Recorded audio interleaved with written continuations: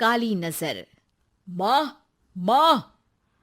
अरे क्या माँ माँ कर रहा है? बकरी का बच्चा है क्या? अरे माँ, मजाक छोड़ो। मुझे फाइनली वो मेन चौराहे वाली दुकान मिल गई है। अब देखना, आपका बेटा दुगनी स्पीड से पैसा कमाएगा। ओफो, ये क्या? मेरी ऑनलाइन मेकअप क्लास चल रही है। इतनी जोर से क्यों बोल रहे हो आप दोनों?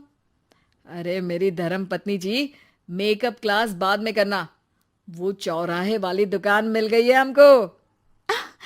अरे वाह! रुको, मैं अपनी माँ को फोन लगाकर बता देती हूँ। अरे मैं भी अपने रिश्तेदारों को बता देती हूँ। कितनी खुशी की बात है। हाँ हाँ, मैं भी अपने दोस्तों को बता देता हूँ। 1 हफ्ते बाद रजिस्ट्री है। बस, घर में खुशी का मौका था।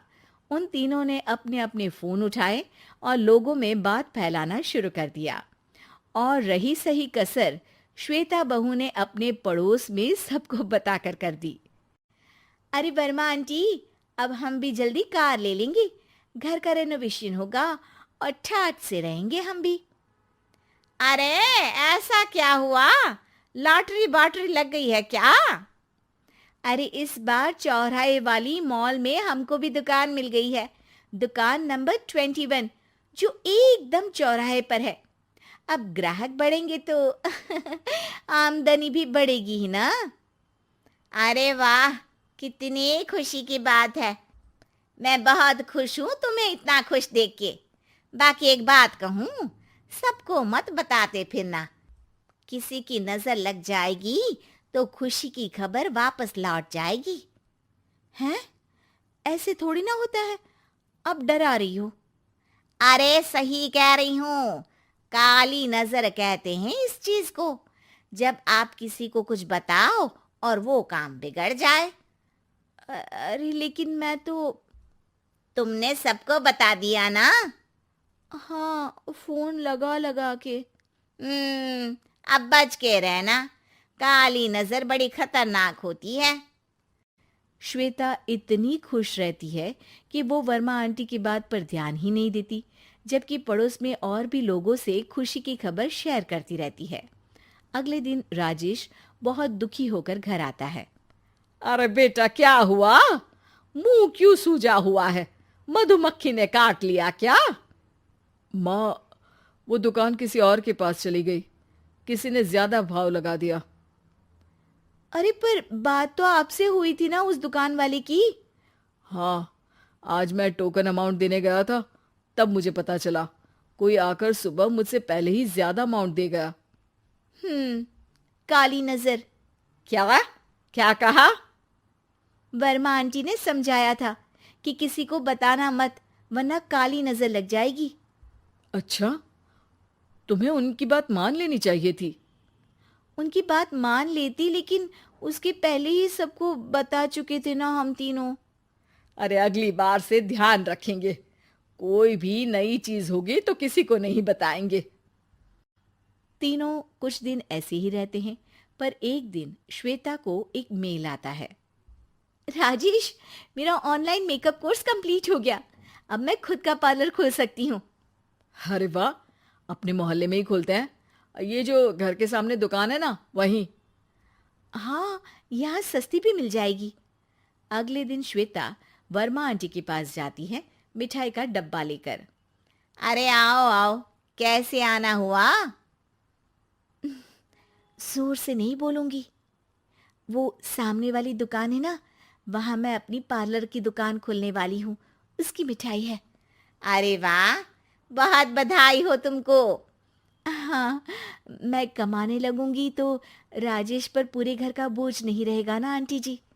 ये तो है। पर ये बता कि तूने ये बात किसी और को तो नहीं बताई ना? अरे नहीं नहीं, पिछली बार गलती कर दी थी। काली नजर लगी किसी की और राजेश के हाथ से वो दुकान चली गई थी। सबको मत बताना। चलो मैं चलती हूँ, कल दुकान की बात करने भी तो जाना है। अगले दिन श्वेता दुकान के लिए मालिक से बात करने जाती है। अरे लेकिन दुकान तो हम कल रात को ही किसी को दे चुके हैं। कल ही? हाँ, कल ही। 2 दिन बाद कोई यहाँ पार्लर भी खोल लेगा। अब कहीं और दुकान देख लीजिए। अरे पर हमको भी तो पार्लर ही खोलना था। हाँ भाई, ये एक ही दुकान है, आधी आधी तो नहीं दे सकता ना मैं। राजेश और श्वेता घर पर हताश होकर आ जाते हैं। इस बार तो किसी को बताया भी नहीं था, अब किसकी काली नजर लग सकती है। सुनो, तुमने माँ को बताया था क्या? अरे कैसी बात कर रही हो, माँ की नजर थोड़ी ना लगेगी। पक्का तुमने किसी को नहीं बताया था ना? सिर्फ वर्मा आंटी को बताया था, उन्होंने ही मुझे किसी को नहीं बताने को कहा। अरे यार, तुम भी सही हो, मेरी माँ को नहीं बताने को कह रही हो, पर वर्मा आंटी को बताना तुम्हें जरूरी लगा। अरे वर्मा आंटी ने ही तो काली नजर के बारे में बताया था ना, वो हमेशा हमारा भला ही तो चाहती हैं। मेरी माँ भी हमारा भला ही चाहती है। अरे पर चिल्ला क्यों रहे हो? बात नहीं कर सकते क्या आराम से? नहीं आता वो आराम से बात करना, और करना भी नहीं चाहता हूं मैं। दुकान जाने का दुख गुस्से में बदल गया था और राजेश और श्वेता में बात बंद हो गई थी। 2 दिन बाद मोहल्ले में पार्लर का इनॉग्रेशन हुआ, जिसमें मोहल्ले के सभी लोगों को बुलाया गया, पर श्वेता, राजेश और माँ नहीं जाते। माँ, अंदर आ जाओ, क्या देख रही हो? अरे नया पार्लर देख रही हूं अपने आंगन से। देखो, माँ को दूसरे का सुख देखने में कितना मजा आ रहा है, मेरा दुख नहीं दिख रहा इन्हें। यहाँ मेरा पार्लर भी तो हो सकता था। अरे चुप रहो यार, हर बात में लड़ाई क्यों ढूंढ रही हो? राजेश और श्वेता फिर बहस करने लगते थे। तभी माँ ने दोनों को बाहर बुलाया।